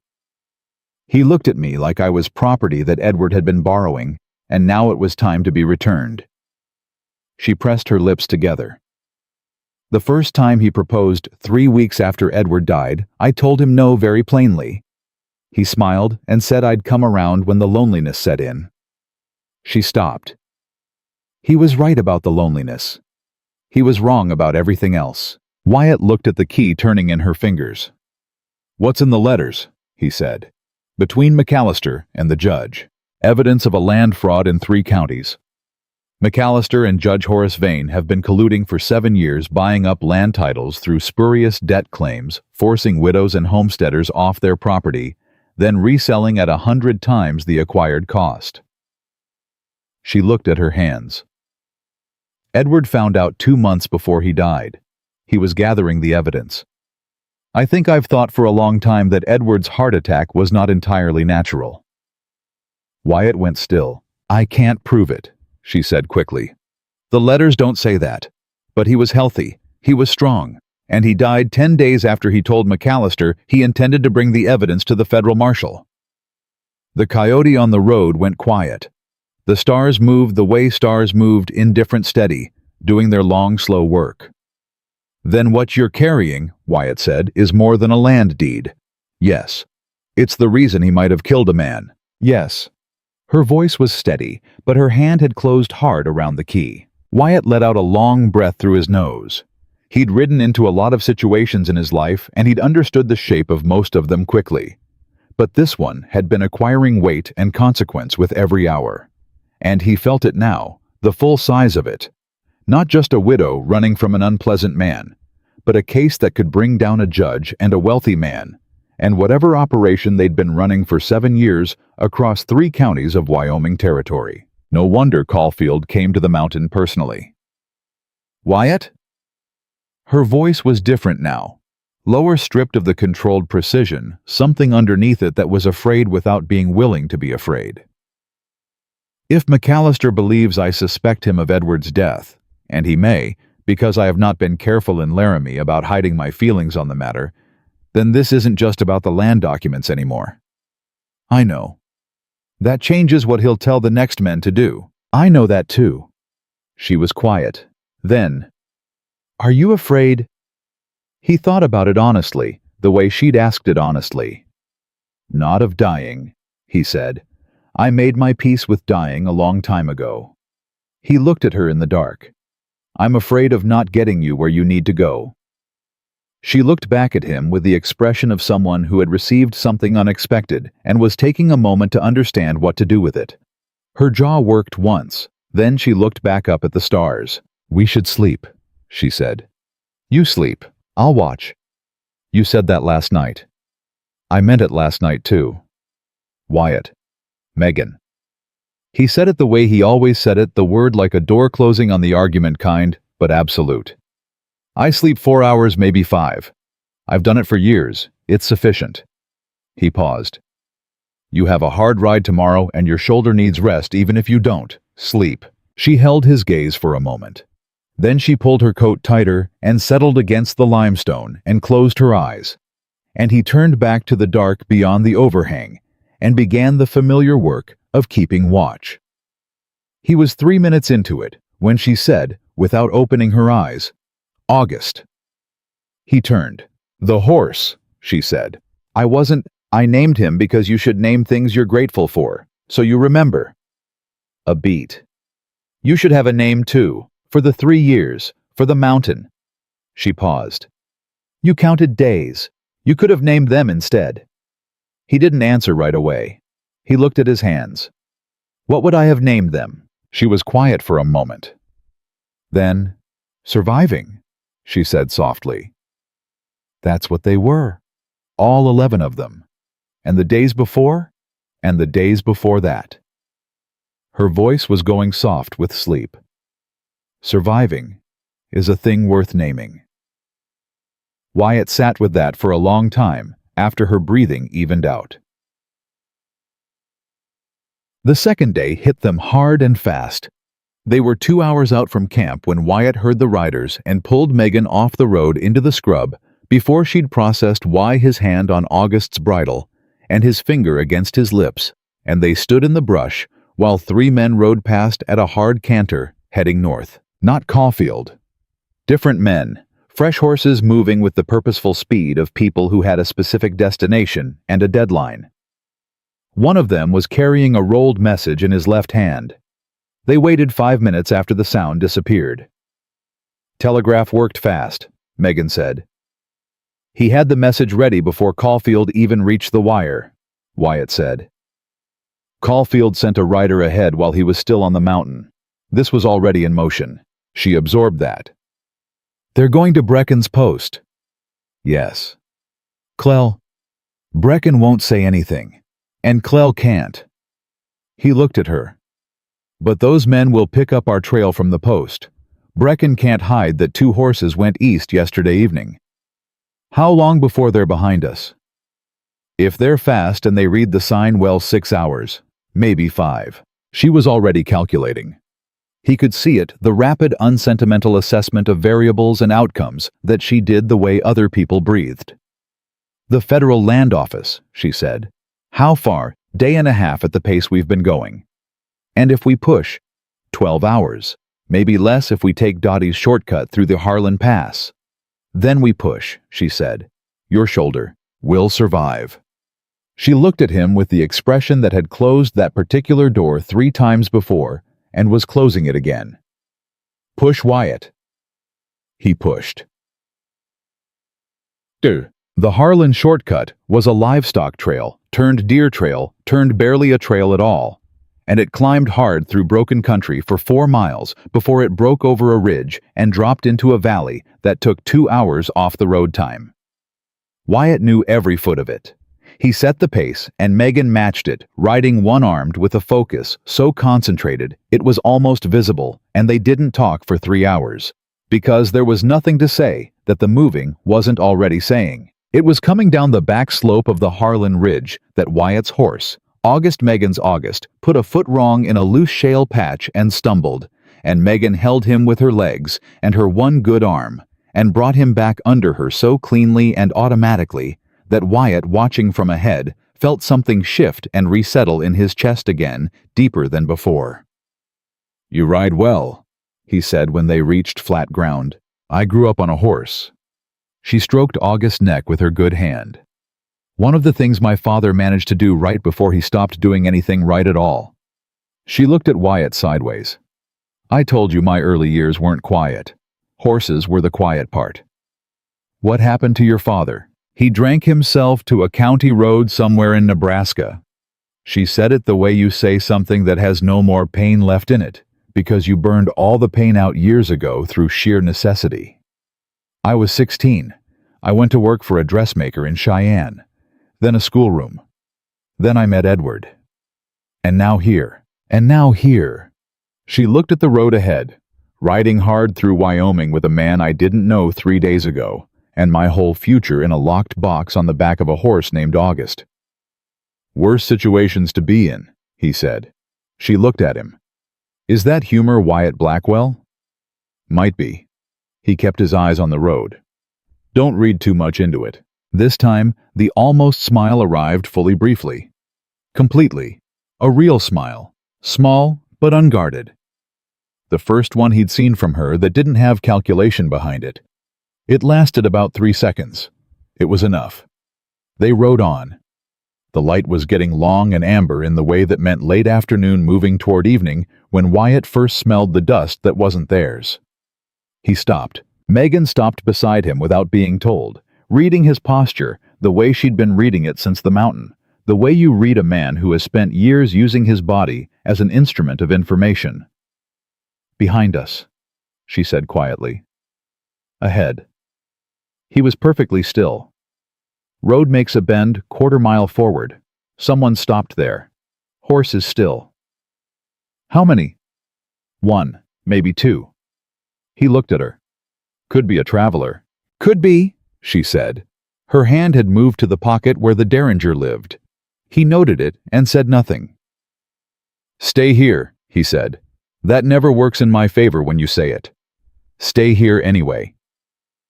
He rode forward alone at a walk, taking his time reading the air and the ground and the particular quality of the stillness at the bend in the road.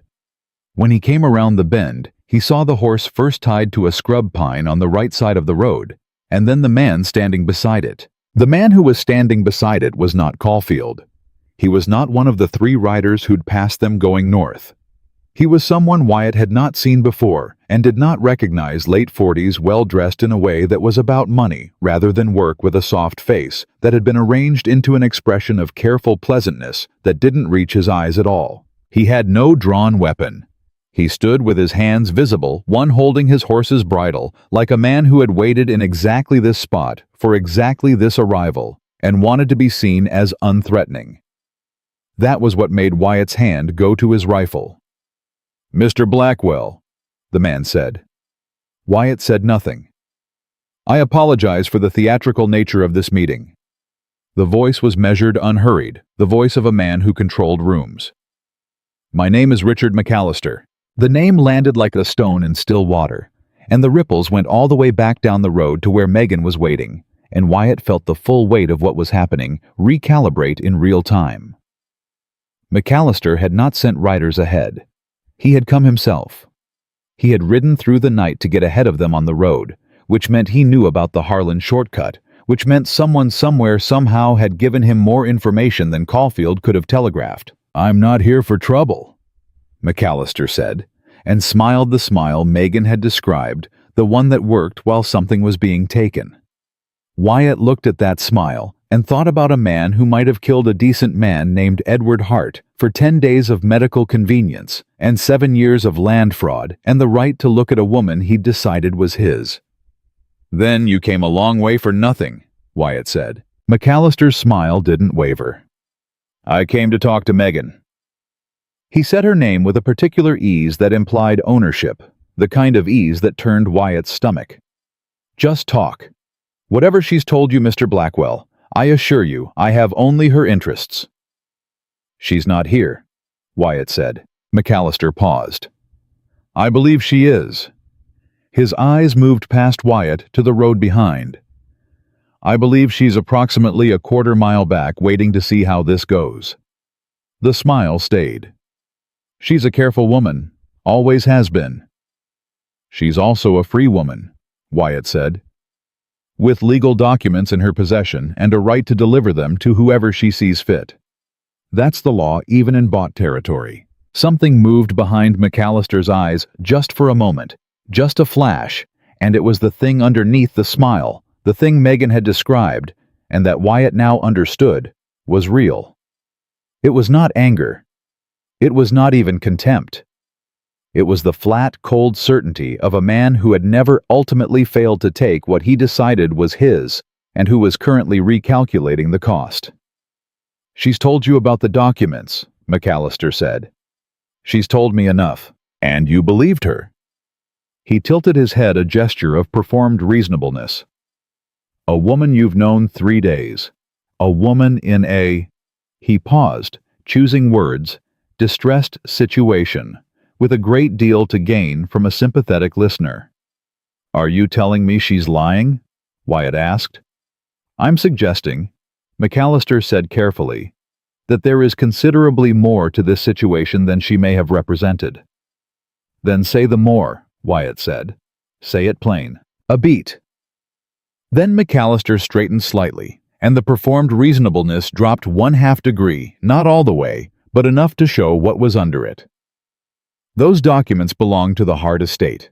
Legally, as the executor of that estate, I have a right to—" "The executor is usually named in the will," Wyatt said. "What does Edward Hart's will name?" McAllister's jaw tightened. "It names her," Wyatt said. "Don't it?" The silence stretched between them on the empty road, and in that silence, Wyatt understood something about Richard McAllister that perhaps McAllister did not fully understand about himself, that all of the machinery of money and lawyers and bought judges was at its core the work of a man who had never been told no by someone willing to mean it. He heard Megan's horse on the road behind him. He had told her to stay back, and she had made her own decision about that, which was exactly what he would have expected. She came up beside him and stopped August and looked at Richard McAllister across the distance of the road with an expression on her face that was not fear, not anger, not the controlled precision she used as armor. It was something older and more final, the face of a woman who has made a decision and crossed to the other side of it and burned the bridge. "Richard," she said. "Megan." McAllister's voice softened into something that was meant to sound like warmth. "This has gone far enough. Come home. Whatever—" "I am going to the federal land office in Clearwater," she said. "I am going to deliver the documents in this trunk. And then I am going to watch everything you and Judge Vane have built come apart at the foundation." She paused. "And when the investigators ask me whether I believe Edward's death was natural, I am going to tell them what I told Wyatt. Every word of it." McAllister's face changed. The smile finally died all the way down. "You have no proof of that," he said. His voice had gone flat and quiet. "I have Edward's journal," she said. "The one you don't know exists because Edward kept it in a locked compartment in his desk that you missed when you searched the house." She reached into her coat with her good hand and produced a small leather-bound book. "He wrote down the date he told you he had the evidence. He wrote down what you said in response." She held the man's eyes. "He wrote, 'Richard smiled at me as if I had said something amusing and told me that men who threatened his work tended to have unfortunate accidents.' And then he wrote the date." She put the journal back in her coat. "That was 11 days before his heart attack." The road was absolutely silent. Richard McAllister stood by his horse with his hands at his sides and his face stripped of every layer of presentation, and what was underneath was not what most people would expect from a man of his standing. It was not rage, it was not threat. It was briefly and nakedly fear. The specific fear of a man who has controlled everything for so long that the first real loss of control feels like the world ending. It lasted 3 seconds. Then the mask came back incomplete, cracked at the edges, but back. "You'll regret this," he said. "No," Megan said. "I don't believe I will." Wyatt brought his rifle up to a carry not raised, just present the same posture he'd taken on the mountain trail 2 days ago. "I need you to step back on your horse and ride south, Mr. McAllister," he said. "And I need you to understand clearly that whatever men you have positioned between here and Clearwater will need to decide whether following this woman's road is worth what it's going to cost them." McAllister looked at Wyatt for a long moment, at the rifle, at the road ahead. Then he looked at Megan one more time, and whatever he was looking for, submission, hesitation, the crack in her that he'd spent 2 years trying to find, it wasn't there. It had never been there. It had taken him this long and this much to see that. He put his foot in the stirrup and mounted. He rode south without looking back. Wyatt watched him go all the way to the bend in the road and out of sight. Then he lowered the rifle. His heartbeat was even. It had been even throughout, which told him something about what 3 years on a mountain did to a man's nervous system, and what apparently a woman carrying a dead man's journal and a locked trunk of evidence did to his sense of purpose. Megan was breathing carefully beside him, long, and measured the breath of someone coming down off something high. "He'll make one more move," Wyatt said. "I know." He didn't accept that. Men like him don't accept that kind of thing in the middle of a road. "I know." She looked at the road ahead, toward Clearwater, toward the federal land office, toward the last day of riding between her and the rest of her life. "But he doesn't get to decide when this is over." She looked at Wyatt. "We do." He looked back at her, this woman who had fallen from the sky into his deliberately small and quiet life with a broken shoulder and a locked trunk, and the particular kind of courage that wasn't loud and wasn't dramatic, but simply did not stop. He thought about Clara and what she would have made of Megan Hart. He thought about the 11 stones in the tin cup on the windowsill of a cabin 3 days behind him. He thought about names and surviving and the fire kind of love. "We should move," he said. "Yes," she said. She was already looking at the road ahead, already moving. "Let's finish this." They rode hard into the last of the afternoon, and the distance to Clearwater got smaller with every stride, and behind them, somewhere on the road, Richard McAllister was making his last calculation. Wyatt intended to be the answer to it before he finished adding the sum. They rode through the last of the daylight without stopping. Wyatt set the pace and kept it, and Megan matched him stride for stride, without complaint, without asking how much farther, without any of the small erosions of will that a long, hard ride on a hurt shoulder and 2 days of cold camp and mortal risk would have worn into most people. She rode with her jaw set and her eyes on the road ahead, and the trunk roped to August's saddle, and Wyatt watched her from the corner of his eye, the way you watched a fire. You were responsible for keeping lit, not hovering, not worried, just aware. They didn't talk about McAllister on the road. There was nothing to say about him that the riding wasn't already saying. He was behind them, the road was ahead, that was the whole argument. What Wyatt was thinking about, what he kept turning over with the same quiet persistence he used to give to the river stones in the tin cup, was the road after Clearwater. What came next? What Megan Hart did with the rest of her life once the trunk was empty and the evidence was in federal hands and the thing she'd been running toward was finished. He didn't examine why that question felt personal. He was not yet ready to examine that. It was full dark and the moon was up and showing the road silver when the lights of Clearwater appeared in the valley below the last ridge. And Megan made a sound beside him that was small and involuntary. Not quite a word, not quite a breath. And he understood that sound completely because it was the sound of a person seeing the end of something. They weren't sure they'd survive long enough to see. "There it is," he said. "There it is?" she said. Her voice was steady, but it cost her something to make it steady, and he heard the cost. They rode down into Clearwater. The town was bigger than Wyatt expected and smaller than Megan needed. One main street, a hotel, 3 saloons, a mercantile, a church with a bent steeple, and at the far end, a 2-story timber building with a federal flag hanging limp in the still night air, and a hand-painted sign that read, United States Land and Territorial Office District of Wyoming. It was dark. Every window was dark. The door was locked.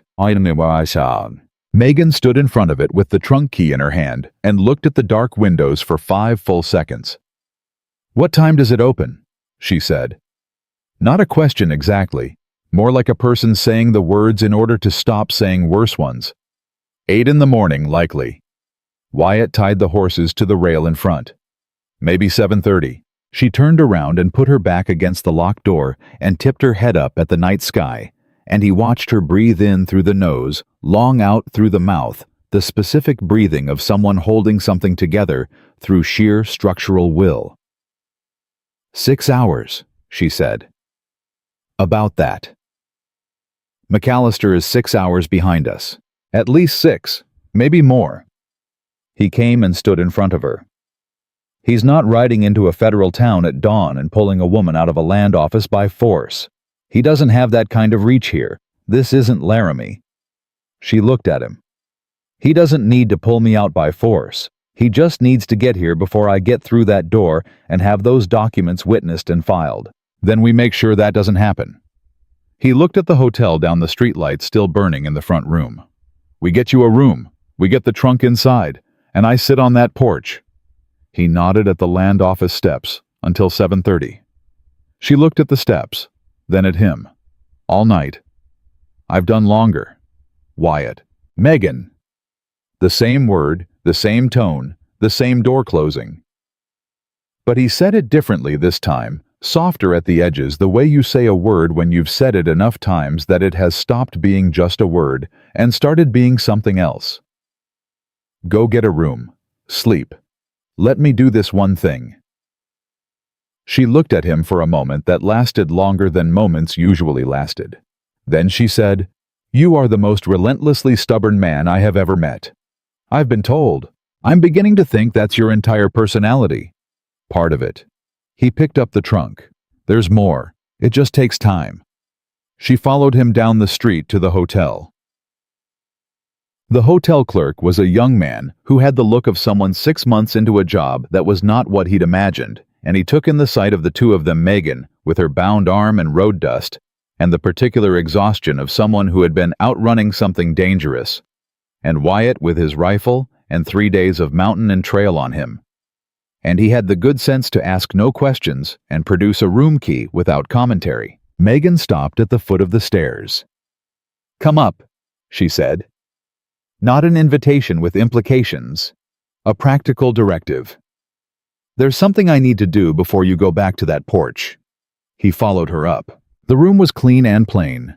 A bed, a washstand, a chair, a window looking out over the main street and the land office beyond. She set the trunk on the floor and worked the key and opened it, and Wyatt saw for the first time what 3 days of riding and 2 men's lives and 1 woman's entire future actually looked like in physical form. Papers. Dozens of them organized with meticulous care. Land deeds sorted by county. The partnership documents in a leather sleeve. The letters between McAllister and Judge Vane tied with a dark ribbon, and underneath it all, a sealed envelope that she pulled out and held for a moment before she extended it toward him. "If something happens to me before morning," she said, "before I get through that door."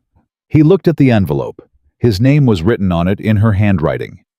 He didn't know how she'd managed that on the road, but she had because she planned for everything, and she always had a next move. "Nothing's going to happen to you," he said. "Take it anyway." He took it. He put it in his inside coat pocket and felt the weight of it. Paper ink, a woman's handwriting, settle against his sternum.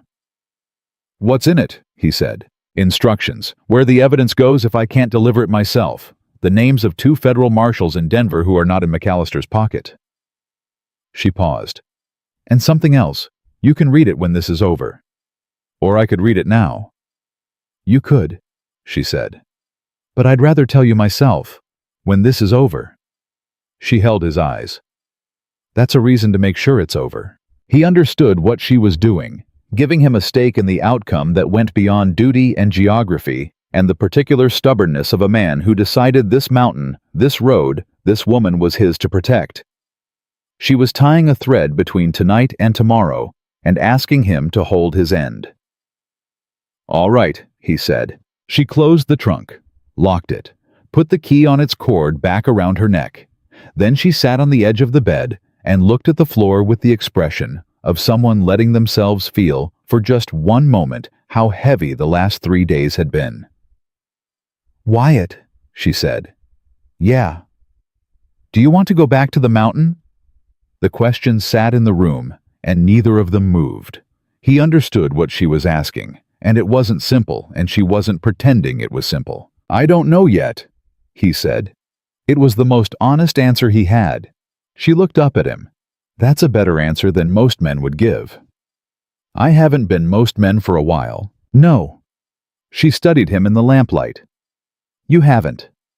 She rubbed the back of her neck with her good hand. "I don't know what comes after the land office either. I've been so focused on getting here that I haven't—" She stopped. "I have no home to go back to. I have what I can recover legally from the Hart estate once McAllister's position collapses. I have a skill for organizing and fighting and not backing down, which is more useful in some places than others." She spread her hands. "I haven't planned past tomorrow morning." "First time," he said. She almost laughed. "First time in 10 years. She looked at the trunk. "It's terrifying." "Yeah," he said. "Not knowing what's next usually is." He looked at her. "But you built a life out of nothing before. Out of a dressmaker's shop in Cheyenne, and a hard childhood and a borrowed chance. You know how to build." She looked at him for a long moment, with an expression he hadn't seen on her before. Open, undefended, the face underneath all the faces she wore for the world. "So do you," she said quietly. "You built a life on that mountain out of grief and solitude and river stones in a tin cup. And then a woman fell out of a stagecoach and you walked down a ridge to help her instead of turning back to your workbench." Her voice was soft and direct and entirely real. "That was a choice, Wyatt. That was you choosing." He said nothing. There was nothing to say to that. "Go watch the porch," she said, and the softness didn't leave her voice, but she was pulling back to the practical, the necessary, the tonight. "I'll see you at 7:30. He went back down the stairs and out into the night, and sat on the steps of the United States Land and Territorial Office, with his rifle across his knees and the sealed envelope in his coat pocket, and the long quiet of a small sleeping town around him. And he watched the road both ways and thought about building. McAllister came at 4 in the morning. Not McAllister himself, 2 men different from Caulfield's pair, moving on foot and quiet from the south end of the street, the way professionals moved when they wanted to reach a specific door without waking a specific town. Wyatt heard them before he saw them, because 3 years on a mountain had tuned his ears to the specific frequency of things that were wrong in a quiet space, and 2 men trying to walk soft on a dry dirt street at 4 in the morning were wrong in exactly the way he'd been listening for all night. He stood up, stepped into the shadow of the doorframe, and waited. They came on until they were 30 feet out, and then the one in front stopped, because he'd seen the shape in the doorway that hadn't been there before. "Federal property," Wyatt said conversationally into the dark. I expect you know that, being as how you're trying to approach it quietly. Silence. The woman you're looking for isn't here, he said. She's in the hotel, which is also a building in this town where there are other people and where noise carries, and where a federal deputy happens to be staying as of tonight. The last part was not entirely true.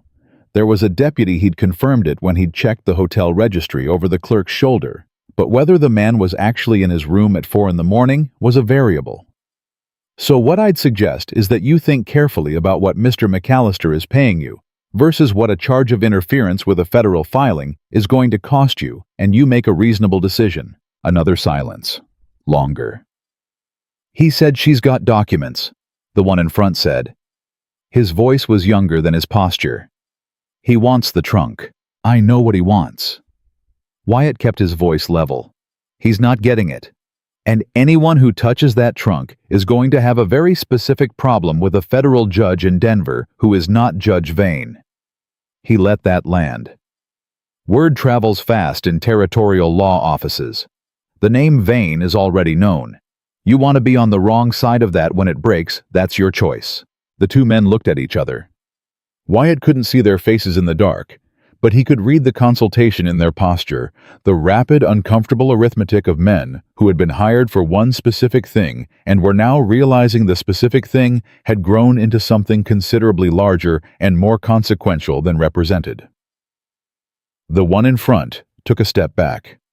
Smart, Wyatt said quietly. They walked back down the street and did not return. Wyatt sat back down on the steps and breathed through his nose once slowly, and then went back to watching. He was still there at 7:15 when the lamp in the land office came on behind the frosted glass window, and someone inside began making the sounds of an office opening for business. At 7:20, Megan came down the hotel steps with the trunk under her good arm and the key on its cord and the journal in her coat pocket, and she walked down the middle of the main street of Clearwater, Wyoming, in the early morning light like a woman who had earned every step of it. She saw Wyatt on the steps, and she stopped. He stood. Anything, she said. 2 men at 4, they left. Something moved through her face. You should have woken me. It was handled. Wyatt. It was handled. He said again, same tone, same finality. And then before she could respond, the land office door opened from the inside, and a clerk in a canvas vest looked out at both of them. Office is open, he said. Megan looked at the door, then at Wyatt. She transferred the trunk to her good arm and straightened her spine and walked through the door. Wyatt followed because she hadn't told him not to, and because he was not finished being between her and whatever came next. Jacke. The man who took Megan's documents was a federal land agent named Hargrove, mid-50s, wire-rimmed glasses, the look of a man who had processed enough land fraud cases to stop being surprised by the nature of human greed, but not yet to stop being angered by it. He read the first 3 pages of the partnership documents, and then he read the first of the letters, and then he took his glasses off and polished them, and put them back on and read 2 more. Where did you get these? He said. My late husband's private papers, Megan said. He was gathering evidence against McAllister and Judge Vane for approximately 2 months before his death. I believe his death was not natural. I have a journal entry that supports that belief. Hargrove looked at her over his glasses. You have a journal entry from a dead man, in his own hand, dated, witnessed at the time of writing by his house physician, who I can produce if required. Megan put the journal on the desk. The physician doesn't know what it says. He only knows he watched Edward Hart write in that journal on that date. That establishes the document. Hargrove looked at the journal. He looked at Megan. He looked at Wyatt behind her in a way that asked the question without asking it. He's with me, Megan said before Wyatt could decide how to answer. Hargrove picked up the journal. For the next 40 minutes, Megan Hart sat across from a federal land agent and answered every question he put to her calmly, precisely, with the comprehensive detail of a woman who had spent 6 months preparing for this exact conversation. She knew the dates, the land parcel numbers, the names of the families displaced, the amounts paid, and received the chain of communication between McAllister and Vane. She knew it the way you know something you have been carrying and rehearsing and protecting across 3 days of hard country and one woman's worth of everything she had. Wyatt sat in the chair by the wall and watched her, and did not say a word.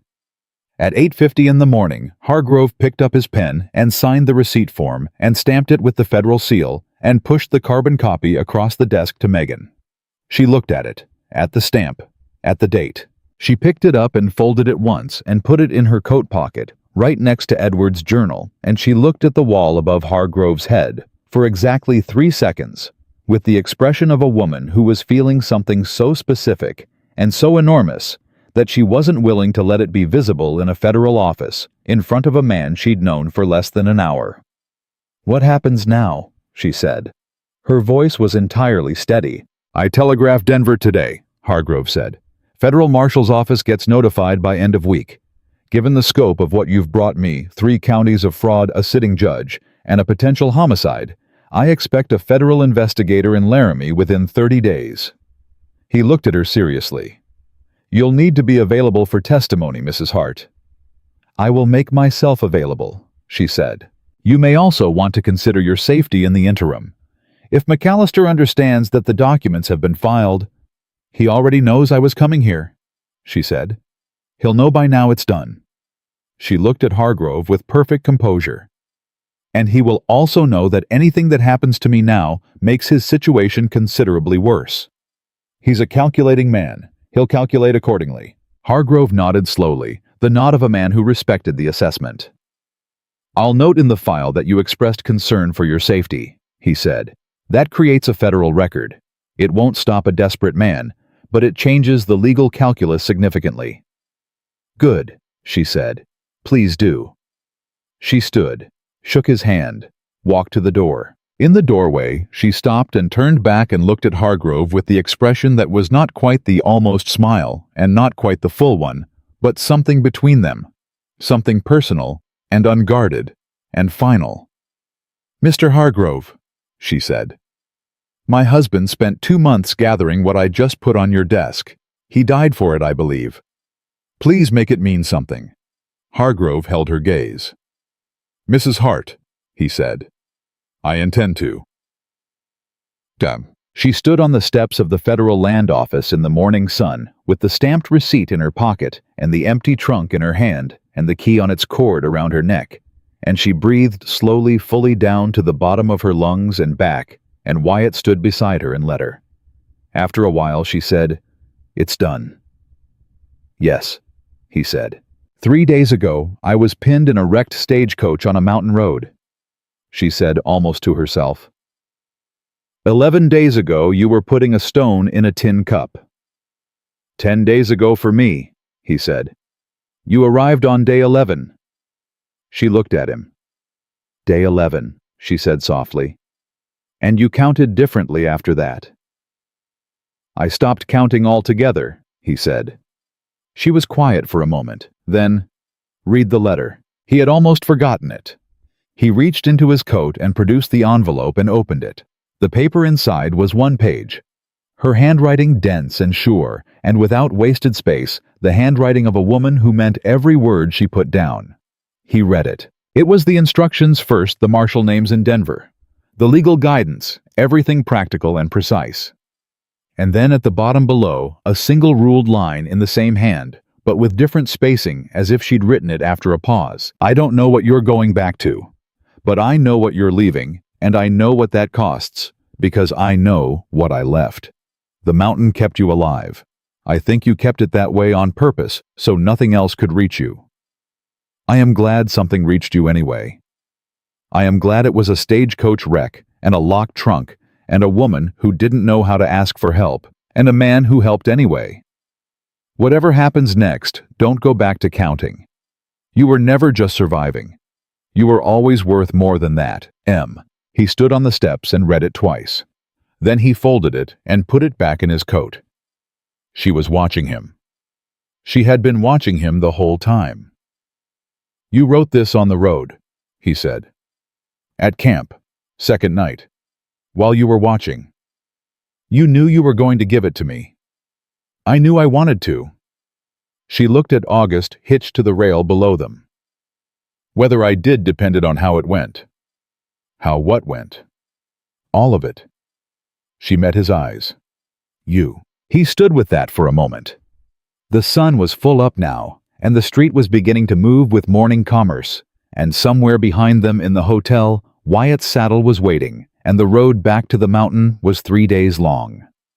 He thought about the workbench, and the carved animals, and the silence that was not peace. He thought about the carved woman on the shelf with her arms stretched wide that he never looked at directly. He thought about August named gratefully ridden hard still standing. I told you I didn't know if I wanted to go back to the mountain, he said. You did. I know now. She waited. I don't want to go back, he said. Not the way I was. He held her gaze and said the rest of it plainly because they were both people who had earned plain speech through enough years of everything else. But I don't know what comes next for you, and I'm not going to tell you what I think about that until you've had a day to breathe without someone following you. She looked at him for a long moment. Something in her face did the thing it did when she was about to control an emotion and then decided just this once not to. That is the most infuriatingly decent thing anyone has ever said to me, she said. I've been told I'm decent. Once. You told me once you'd been told you were unfriendly. Maybe they were both right. She looked at him, and this time the smile came all the way. Not the almost, not the glimpse, the real one, full and unguarded and entirely hers. The smile of a woman who has been through enough of the world's hard country to know that moments like this one don't come often and are not to be wasted. Then, Clell Moore's voice came down the street from the direction of the hotel and said at a volume significantly exceeding what the morning required. I rode a lame horse 7 miles to Brecken's and another 12 miles with a head wound, and if somebody doesn't bring me breakfast in the next 10 minutes, I am going to have strong feelings about it. Megan turned. Wyatt turned. Clell Moore was standing in front of the hotel with his hat in his hand and his head bandaged and the bearing of a man who had absolutely refused to let a concussion keep him from following his own passengers to their destination. Clell, Megan said. Ma'am. He looked between them. Is it done? It's done, she said. Clell let out a breath that was 3 days long. Lord Almighty, he said, and sat down on the hotel step. Wyatt looked at Megan. Breakfast, he said. Breakfast, she agreed. They walked together down the main street of Clearwater toward the smell of coffee and bacon, and Wyatt did not walk behind her or ahead of her, but beside her, and she matched his stride the way she'd matched it on the road. Easy, natural, like two people who had fallen into the same rhythm without discussing it. At the door of the diner, she stopped and turned to him.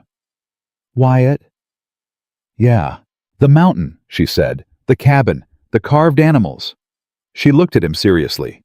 You built something real up there, even alone, even just surviving. She paused. Don't abandon it. Whatever you build next, build from it, not away from it. He looked at her. He thought about the carved woman with her arms stretched wide.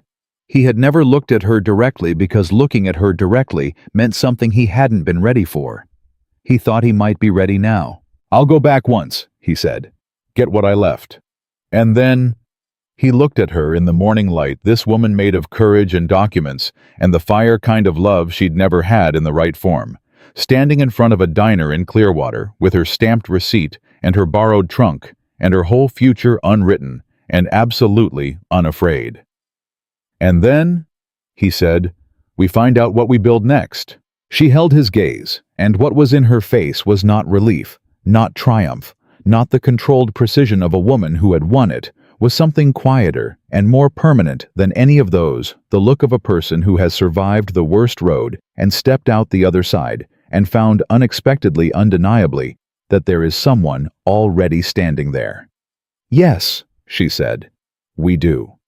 They went inside. The door closed behind them both, and on the steps of the United States Land and Territorial Office across the street, the trunk sat empty in the morning sun, unlocked, open, finally and completely unburdened, and the key on its cord lay coiled beside it, like a thing that had finished its purpose and could rest. Richard McAllister would face a federal investigator within the month. Judge Vane would follow him into the courts, before summer's end. The families who had lost land in 3 Wyoming counties would begin the slow, imperfect, real process of having something restored to them. And 2 people who had built their lives around surviving, around the careful, necessary, exhausting work of just continuing, sat down to breakfast in a small diner in Clearwater on a July morning, and began without announcement, without ceremony, and with no more and no less than everything they had left to build something worth naming. That was enough. That was it, turned out everything.